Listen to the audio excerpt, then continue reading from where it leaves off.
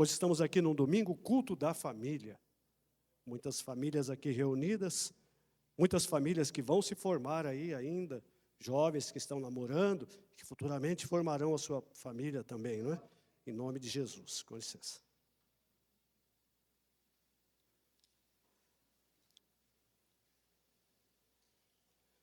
Eu quero convidar os irmãos a se colocarem mais uma vez em pé, que eu quero fazer uma oração.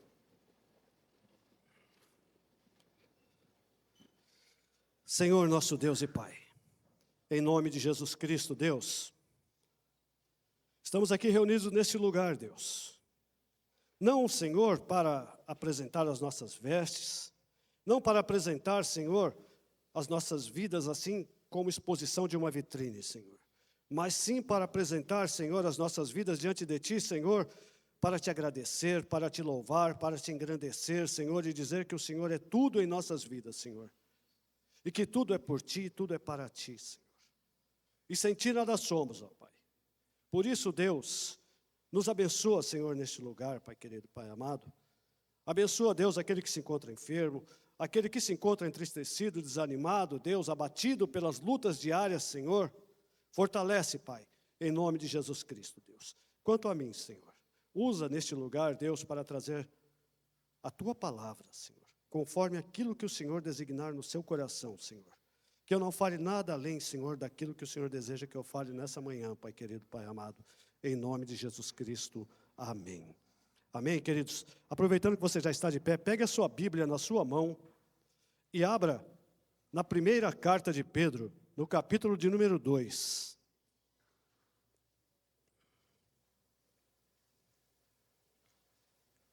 Primeira carta de Pedro, capítulo de número 2. Hoje, as possibilidades que nós temos de estar com a nossa Bíblia em um celular, ela fez com que muitos irmãos deixassem de usar a sua Bíblia, né? Mas eu compartilho assim com o Juliano, e sempre falei sobre isso, que é interessante que o crente, ele tem essa identidade de andar com a sua Bíblia na mão. Ainda que eu sei que o celular facilita muito e que às vezes é ruim você estar carregando uma Bíblia na mão, mas ela é uma identidade, né? E é muito bom você ter a Bíblia, e até também pelo costume de você ler a Bíblia e folhear as páginas da Bíblia e ter, assim, uma intimidade maior com ela, porque o celular é muito fácil, né? Você não precisa nem saber qual é o livro, se é no antigo, se é no novo, você digita lá e aparece. E é bom que você tenha essa intimidade em saber aonde está o que você está lendo. Aonde está Pedro? Muitas pessoas podem perguntar aí que talvez não tenham o hábito de ler a Bíblia. Onde é que está o livro, a carta de Pedro? Onde está? No começo, no final da Bíblia? E fica folheando aí para achar, né? Então, às vezes, é interessante que você tenha esse costume de ter um contato com a palavra de Deus e usar a tua Bíblia física, né? Então, vamos lá. Primeira carta de Pedro, no capítulo de número 2, o versículo de número 1 diz assim: portanto, abandonem toda a maldade, todo o engano, hipocrisia e inveja, bem como todo tipo de maledicência. Como crianças recém-nascidas, desejem o genuíno leite espiritual, para que por ele lhes seja dado o crescimento para a salvação, se é que vocês já têm a experiência de que o Senhor é bondoso. Versículo número 4, chegando-se a ele a pedra que vive rejeitada, sim, pelos homens, mas para com Deus, eleita e preciosa, também vocês, como pedras que vivem, são edificados casa espiritual, para serem sacerdócio santo, a fim de oferecerem sacrifícios espirituais agradáveis a Deus por meio de Jesus Cristo. Vou repetir o de número 5. Também vocês, como pedras que vivem, são edificados casa espiritual, para serem sacerdócio santo, a fim de oferecerem sacrifícios espirituais agradáveis a Deus por meio de Jesus Cristo. Amém? Glória a Deus. Pode se assentar, por gentileza.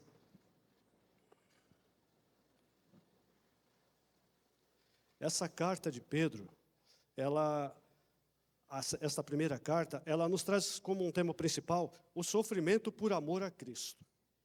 Muitas pessoas, às vezes, quando se convertem, quando começam a vir à igreja, quando começam a trilhar os caminhos com o Senhor, elas acreditam que dali por diante os seus sofrimentos, as suas angústias, as suas aflições, as suas dificuldades, elas irão cessar, que você tomou essa decisão de servir a Deus, de andar com Ele, e que tudo vai ser maravilhoso. E não é.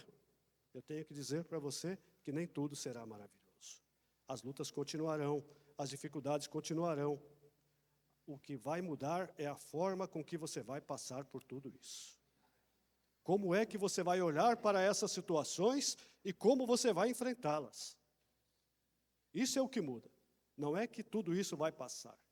Tudo isso você vai enfrentar de uma forma diferente, sabendo que você conhece um Deus, que você está servindo a um Deus que faz milagres, como fez na vida do Benício. Que curou. Que fez aquilo que a medicina não estava capacitada para fazer. É essa a diferença. É que nós conseguimos passar e vencer, porque cremos num Deus que é todo-poderoso. Então diz que o tema principal é o sofrimento por amor a Cristo. E nós somos sujeitos a isso também, de através das nossas vidas, muitas vezes num trabalho, você por servir ao Senhor, você já é olhado de uma outra forma, você já é visto de uma outra forma. E muitas vezes até perseguido por servir ao Senhor. Mas nós não podemos olhar para trás, não podemos lançar mão do arado, devemos continuar, ainda que seja com sofrimentos por amor a Cristo. E também temos Pedro como o autor principal dessa carta. Principal por quê? Porque diz o texto, que lá no capítulo 5 do versículo 12, que Silvano, ele colaborou com Pedro na escrita dessa carta, que segundo o que está falando, a forma que está sendo exposta essa primeira carta de Pedro, ela é muito mais assim, vamos dizer, requintada, porque Pedro, ele era um homem assim um pouco mais embrutecido, até no falar, não é? Então a segunda carta de Pedro já é um pouquinho diferenciada da primeira, mas por quê? Porque ele teve a ajuda de alguém para poder estar escrevendo essa carta junto com ele e participando nessa carta junto com ele.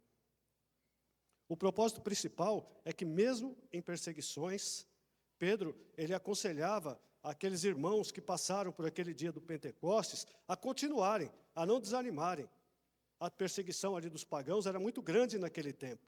E que ele pedia, não desanimem, continuem, ponham a casa em ordem. Arrumem as suas casas, não deixem de anunciar a esse Cristo que vocês conheceram, tão poderoso, tão maravilhoso, tão grandioso. Eu e você não tivemos o privilégio de conhecer a Jesus fisicamente, mas nós conhecemos a Jesus pelo que Ele é e pelo que Ele faz em nossas vidas. E por isso, nós temos que continuar glorificando a esse Deus todos os dias, glorificando ao nome de Jesus e sabendo que o nome de Jesus tem todo o poder para nos fazer ir adiante, lutar e vencer. O tema da mensagem de hoje que eu quero compartilhar com os irmãos é arrumando a casa. Hoje nós estamos aqui no momento da transição, onde houve um ajuntamento entre a Igreja Batista Atos 29 e a Igreja Batista Filadélfia. Então agora nós estamos o quê? Num só lugar e organizando as coisas aqui, colocando aqui a casa em ordem. Tanto a casa física, que os irmãos que foram lá embaixo puderam ver que tem muitas coisas que vieram na mudança. Muitas coisas estão sendo aqui remodeladas, mudadas. Para quê? Para que possamos arrumar a casa, essa casa física e também a casa espiritual.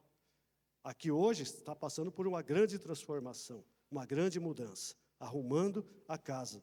E quando se fala nesse tema, arrumando a casa, é muito fácil nós irmos lá naquele texto de 2 Reis, no capítulo 20, que fala sobre a cura de Ezequias, onde Isaías, naquele momento em que Ezequias é cometido ali de uma úlcera muito violenta, que estava ali determinando que ele ia morrer, Isaías diz a ele, olha, rei Ezequias, coloca a tua casa em ordem, arruma a tua casa porque você vai morrer. A notícia que Isaías levou para ele, não foi a de que ele iria viver, é que ele iria morrer. Então ele ficou muito preocupado e ele foi até o Senhor orando e apresentando a Deus a sua condição e falando, Senhor, eu sou temente a Ti, eu sirvo a Ti. E Deus, por misericórdia, acrescenta a ele mais anos de vida.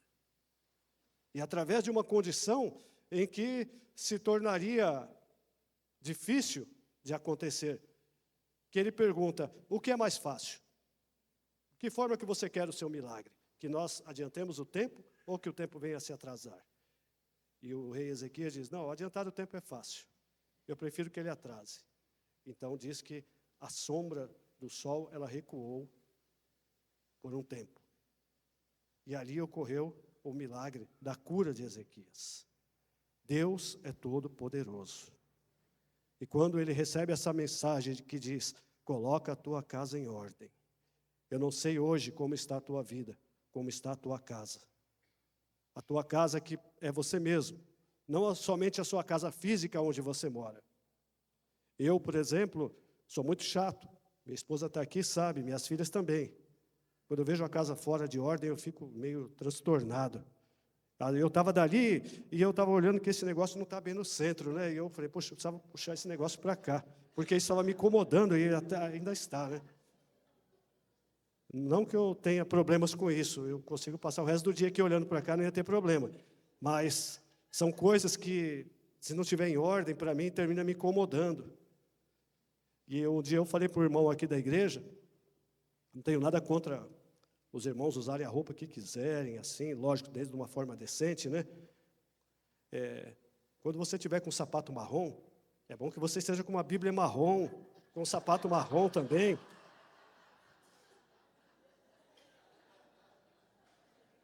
Porque fica uma mistura de cores muito grande, né? Então, fica um pouco complicado.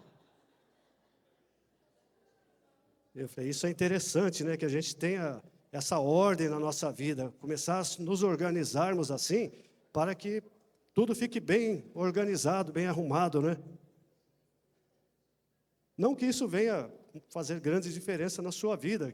Você vai deixar de ser quem você é por causa de uma organização nas cores que você está usando, né? Mas é importante, porque em outrora, nós víamos assim, aquelas pessoas que usavam aquelas roupas muito coloridas, muito espalhafatosas, para chamar a atenção, né, de uma certa forma. Então é bom que a gente tenha uma organização também em tudo isso, né, para ficar bem. O Senhor nos chama para que venhamos colocar a nossa casa em ordem. Estamos vivendo um tempo onde as imoralidades, as permissividades, os padrões do mundo estão invadindo as nossas vidas e desarrumando as nossas casas. Como está difícil os tempos de hoje que nós estamos vivendo.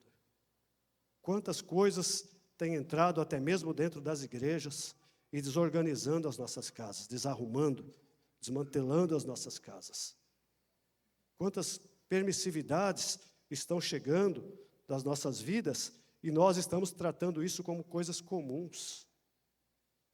Eu não sei se é conforme o Juliano falou aqui, a brevidade do tempo aí, e chegando no final dos tempos, que houve essa abertura tão grande para que as coisas do mundo começassem a entrar em nossas vidas e desorganizar assim, dessa forma. Tornando como casas carnais, onde tudo é permitido ou permissível. Tudo. Se nós voltarmos um pouco no tempo, os crentes mais antigos, o temor a Deus, o respeito a Deus, ele era muito maior. Nós não aceitávamos tantas coisas que aceitamos hoje com tanta facilidade.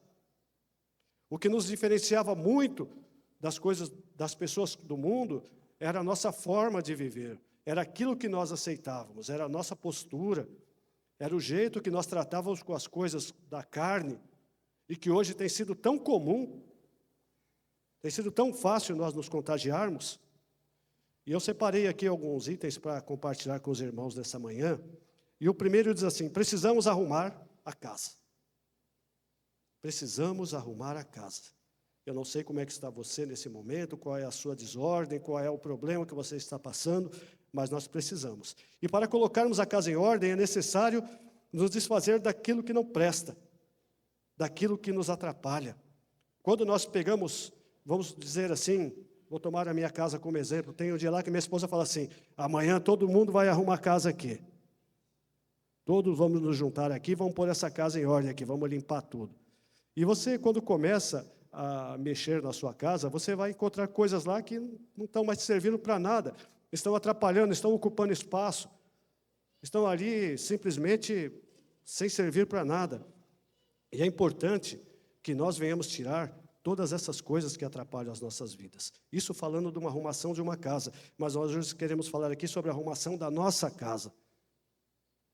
O nosso eu, o nosso ser, como nós estamos.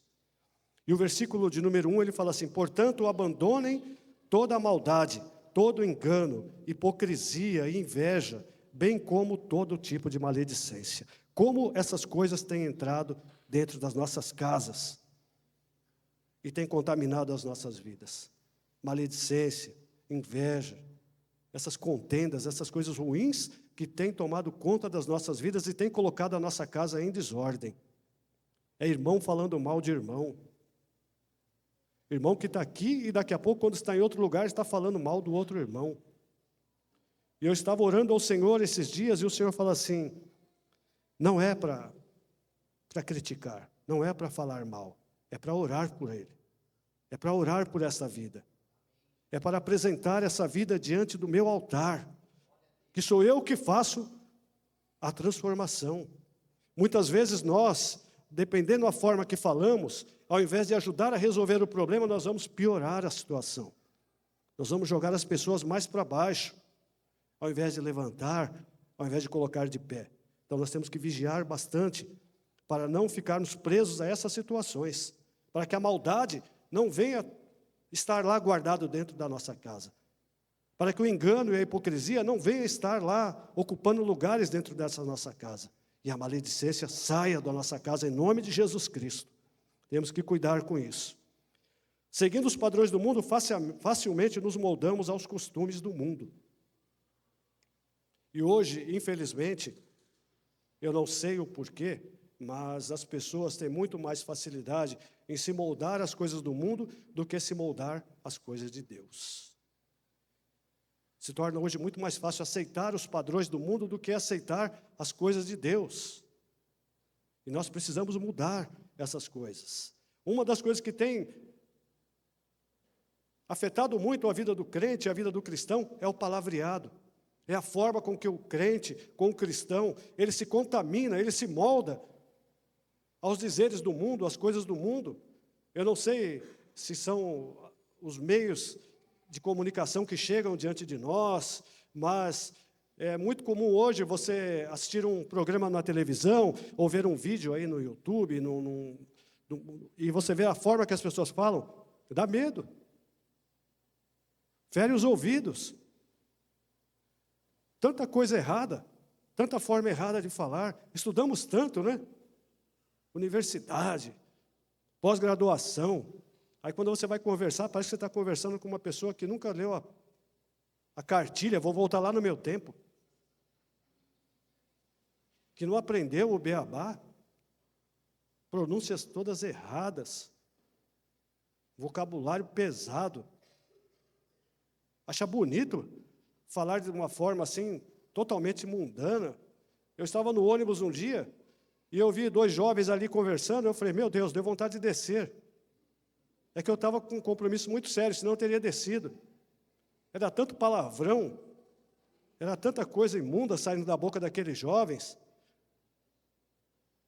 chamando o outro de um nome ali, que eu falava, meu Deus, como é que pode aprender isso? E, infelizmente, muitas vezes nós, quando vamos mais adiante e começamos a entender quem é, muitas vezes são filhos de crentes. São crentes até, que quando estão fora do contexto da igreja, se transformam. Mudam de personalidade, mudam de caráter. Não entendem que é muito melhor seguir os caminhos do Senhor do que aceitar as condições do mundo. Segundo são as vestimentas. Como é difícil andar nas ruas hoje e ver as vestimentas que as pessoas estão usando. Eu estive na praia no final de semana. Tudo bem, lá é uma praia. Você vai ver pessoas usando seus biquínis, os homens lá com sua sunga. Tudo bem, nós estamos num ambiente propício para isso.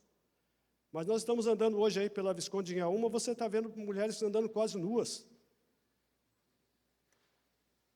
Pessoas deixando a imoralidade, a obscenidade aparecerem de uma forma muito grande.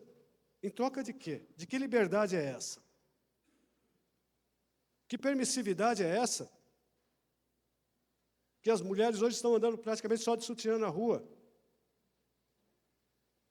E tudo isso é normal? Agora, se você for pregar a palavra lá na Visconde de Inhaúma, você vai achar um monte de pessoas que vai chegar em você e atirar pedra. E vai te achovalhar, e vai te criticar. Mas, em contrapartida, há pessoas que vão achar bonito a mulher estar andando seminua, degradando a sua própria personalidade, degradando o seu próprio ser. A troco de que liberdade? Precisamos arrumar a nossa casa. E eu digo isso por quê? Porque automaticamente, como isso acontece lá fora, começa também a chegar no meio da igreja. Em outrora, nós nos preocupávamos, quando vínhamos para a igreja, em tentar usar uma vestimenta adequada para ir à igreja. Hoje, infelizmente, como disse, eu não sou contra o que você quiser vestir, desde que você esteja dentro de uma ordem de decência. Mas tem pessoas que estão simplesmente esquecendo que estão indo para a igreja. Estão se vestindo de uma forma assim, como se estivesse indo para qualquer outro lugar, menos a igreja. E temos que vigiar nessas coisas e colocar a nossa casa em ordem nessa questão. Outra coisa que tem também contaminado muito as nossas vidas e colocado a nossa casa em desordem é a questão da nossa aparência. Outro dia eu estava num lugar e eu vi uma pessoa usando um sapato de cada tipo. Por quê? Porque alguém lá na televisão, alguém nos meios aí, apareceu usando um sapato de cada modelo. E então é mais fácil seguir essas coisas do que realmente cuidar e vigiar com as nossas aparências. Pessoas usando roupas que, me perdoe a palavra, mas estão parecendo mais palhaços do que pessoas decentes. Que era comum antigamente, nós íamos ver um circo, alguma coisa, onde o palhaço se apresentava, ele vinha todo um lado para dentro, outro para fora, uma roupa toda esquisita, né? Aquele sapatão estranho. Essa semana nós fomos dar uma passeada no parque ali, nós vimos um rapaz lá com uma bota, parecia o Aladim, aquele bicão para cima, assim, não tinha nada a ver, totalmente fora do padrão. A nossa aparência, ela fala muito no lugar onde nós estamos, o que somos.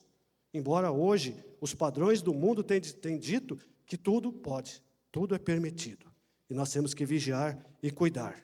Muitos estão se tornando como verdadeiras marionetes do diabo. A verdade é essa. Verdadeiras marionetes do diabo, porque é isso que o diabo quer. Que você sinta que tudo pode, tudo é permitido. E aí ele manipula você do jeito que ele quer. Ele te coloca a fazer tudo do jeito que ele quer. Você acha que você está sendo livre, mas você está cada vez mais aprisionado nas garras do inimigo. E ele está te conduzindo do jeito que ele quer. Temos que manter as nossas casas arrumadas.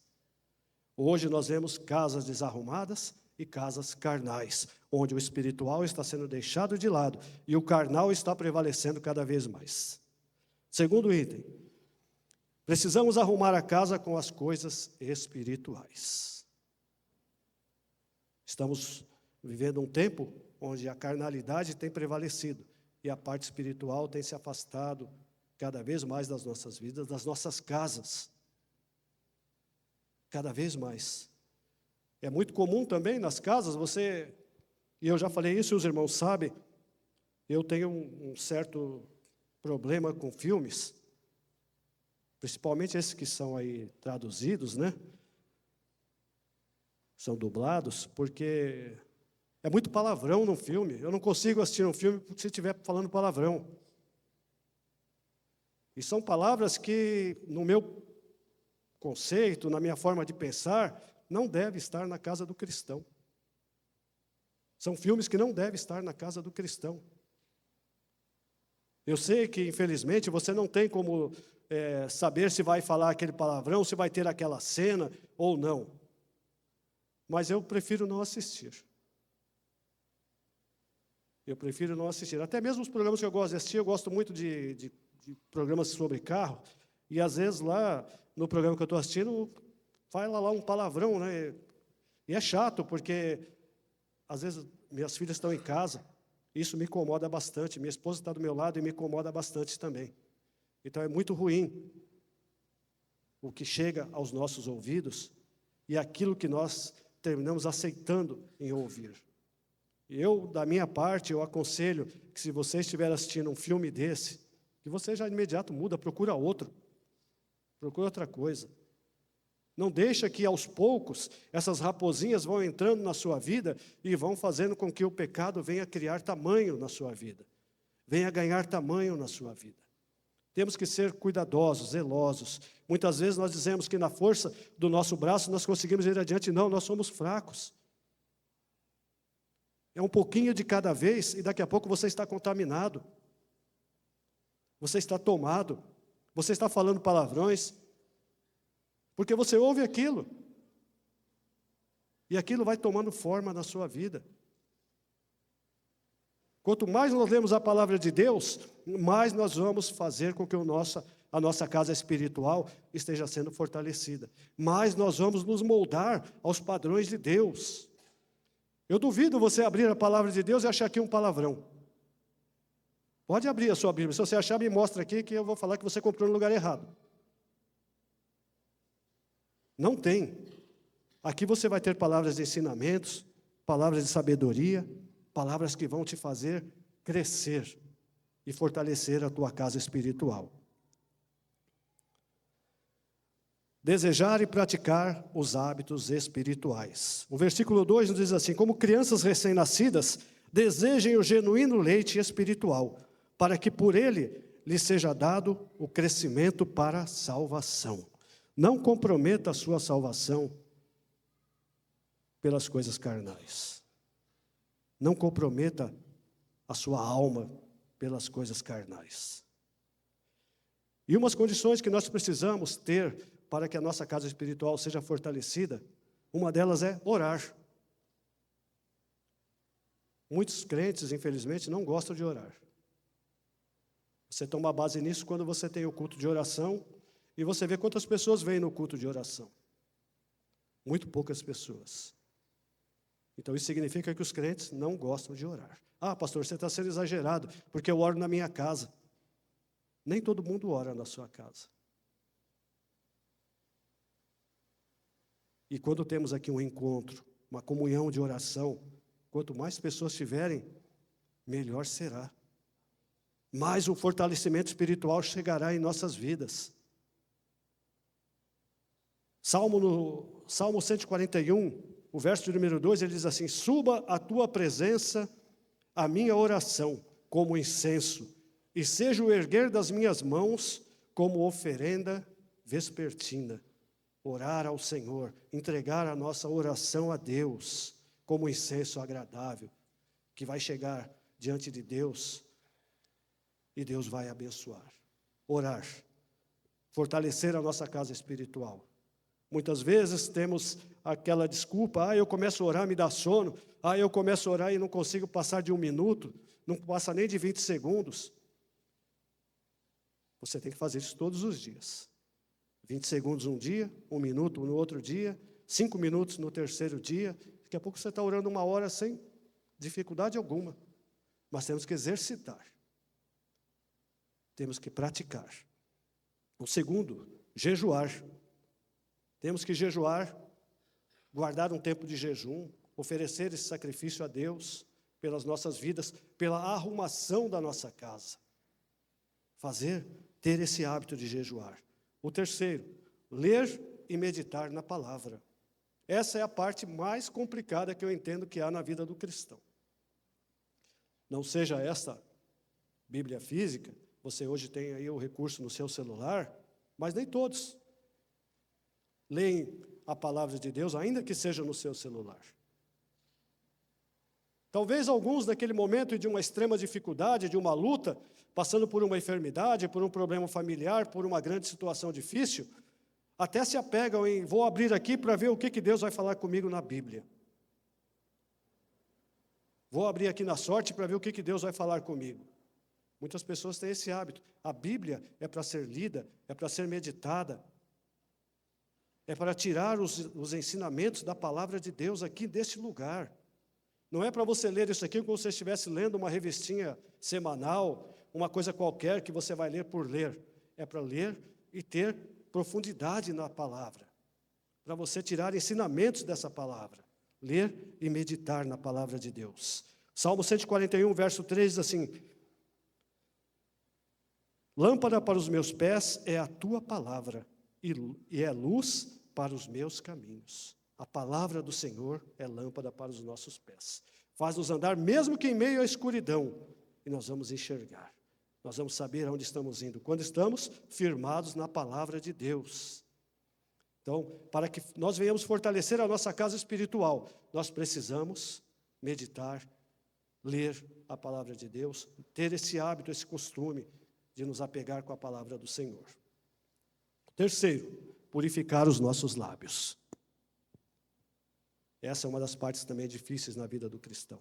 Purificar os nossos lábios. Dependendo da situação que você está passando, sai tanta coisa ruim da sua boca, dos seus lábios, que só a misericórdia de Deus para não te consumir naquele momento, de tão ruim que é. O crente tem que ter aquele costume. Assim como você escova os dentes todos os dias, para não ter o mau hálito, para não ter o cheiro ruim na sua boca, você tem que ter esse costume de purificar os seus lábios. Não deixar as palavras torpes, as palavras enganosas, os palavrões, as palavras pesadas tomarem conta da sua boca. Purificar os nossos lábios. E o Salmo 141, no verso 3, ele diz assim: põe guarda a minha boca, Senhor, vigia a porta dos meus lábios. Põe em guarda a minha boca, para que da minha boca não saia palavras pesadas. E essa questão da purificação dos lábios não é somente na questão dos palavrões, é daquilo que falamos, as ofensas que muitas vezes saem da nossa boca, as críticas que muitas vezes saem da nossa boca, que ao invés de ajudar, destroem. Temos que ter todo esse cuidado. E o outro item que eu quero compartilhar se chama assim: ser e dar bom testemunho em todos os lugares. Na igreja, no meio dos irmãos, às vezes nós somos uma bênção. Mas quando saímos daquela porta para fora, as coisas mudam. E nós temos que ser um bom testemunho em todos os lugares, em todo o tempo. Essa semana, eu estava com a minha esposa em uma loja aqui em São Caetano, fomos comprar um eletroeletrônico, e depois, na hora de ir embora, a vendedora nos atendeu bastante, ali um bom tempo, e ela terminou fazendo algo errado ali na hora da compra, e o valor estava errado, e tinha um valor a mais para pagar. E ela pediu perdão, desculpa, eu errei, eu vou arrumar isso aqui correndo, e apareceram uns irmãos aqui da igreja, que nos viram naquele lugar e vieram nos cumprimentar: pastor, pastora, como é que vocês estão? Obrigado pelo presente e tal. Mas eu falei: não, esse é nosso. E a moça que estava nos atendendo, ela ficou assim: nossa, vocês são pastores? Vocês são cristãos? Sim. Ah, logo percebi, logo vi o jeito de vocês, porque pelo que eu errei aqui, se fosse outra pessoa, já estava me xingando, já estava me atacando. É bom o nosso testemunho pessoal, a forma que nós nos apresentamos aí fora, como as pessoas nos veem. Imagina nós aqui que trazemos a palavra, que viemos nesse lugar, que aparecemos, os irmãos que cantam aqui, chega aí na rua, faz um escarcéu aí, faz uma bagunça danada, depois vai aparecer num vídeo aí que alguém talvez está assistindo na casa de um familiar, aquele ali é da igreja, falando tudo aquilo que estava falando aquele dia, fazendo toda aquela bagunça na rua, estava ali bebendo. Eu sei que muitos irmãos hoje são favoráveis, aí não veem problema. Eu, da minha parte, eu deixo bem claro que eu não concordo, não aceito que o cristão, o crente genuíno, verdadeiro, beba qualquer tipo de bebida alcoólica. Eu deixo bem claro isso para os irmãos. Se você bebe, se você toma sua cerveja, seu chopp, seu vinho, problema seu. Se você pedir um conselho para mim, eu falo, pode parar hoje, para agora. Que eu não concordo, eu não acho justo, não acho correto, não acho certo. Aquele que deixou todas as coisas velhas para trás, se contaminar com as coisas velhas que ficaram para trás. Muitas pessoas hoje defendem que na Bíblia não tem nenhuma condenação que eu não posso beber. Na Bíblia não tem nenhuma condenação que eu não posso fazer isso. Na Bíblia não tem nenhuma condenação que eu não posso fazer aquilo. Eu então não sei o que você está fazendo dentro da igreja. Se você está moldado ainda com os padrões do mundo. Ou nós servimos a Deus, ou nós servimos o mundo. Nós temos que decidir. Ou nós colocamos a nossa casa em ordem, fortalecemos a nossa casa espiritual, ou nós deixamos a casa toda desarrumada e vivemos à mercê do mundo. Vivemos conforme a vontade do mundo. Temos que ser bons testemunhos em todos os lugares. Dentro da igreja, fora da igreja, nos nossos lares. Para que a bênção do Senhor repouse sobre as nossas vidas. O Salmo 141, verso 4 diz assim: não permitas que o meu coração se incline para o mal, para a prática da perversidade, na companhia dos malfeitores, que eu não coma com elas as suas iguarias. Que eu não coma das suas iguarias. Muitos de nós somos testemunhos bons dentro da igreja, dentro das nossas casas, mas quando estamos na escola, quando estamos no trabalho, quando estamos fora do ambiente em que somos reconhecidos, somos maus testemunhos, nos transformamos, comemos das iguarias do mundo. Temos que vigiar o tempo todo e sermos permanentes em nosso bom testemunho. O terceiro item diz assim: precisamos arrumar a casa para sermos eleitos como pedras preciosas para Deus. E o versículo 4 nos diz assim: chegando-se a ele, a pedra que vive, rejeitada, sim pelos homens, mas para Deus, eleita preciosa. Deus tem que olhar para a tua vida e te ver como uma pedra preciosa, pelo seu bom testemunho, pela sua conduta, pela arrumação da sua casa. Por você oferecer a Deus uma casa espiritual, organizada, a sua vida em ordem, a sua vida dentro dos padrões de Deus e não dentro dos padrões do mundo. Porque senão nós seremos igual ao mundo. O mundo poderá nos perseguir e rejeitar, mas seremos preciosos para Deus. Ainda que o mundo atire pedras em você, ainda que o mundo te critique, ainda que o mundo te ataque, você tem que ser o diferencial aonde você está. Ser diferente, ser precioso para Deus. De que adianta uma pessoa ganhar o mundo inteiro e perder a sua alma? Marcos capítulo 8, versículo 36 diz isso. De que adianta nós termos as coisas do mundo, agradar ao mundo e condenarmos a nossa alma? Não adianta nada. E o quarto e último item diz assim: arrumando a casa, viveremos o verdadeiro sacerdócio santo. Arrumando a nossa casa, viveremos o verdadeiro sacerdócio santo. No Antigo Testamento, o sacerdócio santo era restrito. Ele era apenas para alguns, não era para todos. Mas após o sacrifício de Jesus, nós tivemos essa liberdade de vivermos esse sacerdócio em nossas vidas, de sermos sacerdotes, de servirmos a Deus e ter acesso a essa vida com Deus. O versículo 5 ele nos diz assim: também vocês, como pedras que vivem, são edificados casa espiritual, para serem sacerdócio santo, a fim de oferecerem sacrifícios espirituais, agradáveis a Deus, por meio de Jesus Cristo. Buscar o sacerdócio santo em nossas vidas, buscar a arrumação da nossa casa, manter a nossa casa em ordem, dentro dos padrões da palavra de Deus. E quero finalizar dizendo, através da arrumação da nossa casa, que nós possamos oferecer sacrifícios espirituais agradáveis a Deus. Viver para servir ao Senhor, com alegria em nossos corações. Que os moldes de Deus não venham ser pesados para a nossa vida, mas que eles venham ser necessários para que eu e você tenhamos um padrão de vida adequado com aquilo que Deus espera de nós, para que a nossa casa esteja arrumada, para que a nossa casa esteja organizada, para que a nossa casa esteja chegando assim diante de Deus de uma forma agradável. Buscar a presença de Deus, nos moldarmos aos padrões do Senhor e termos a nossa casa arrumada. Amém?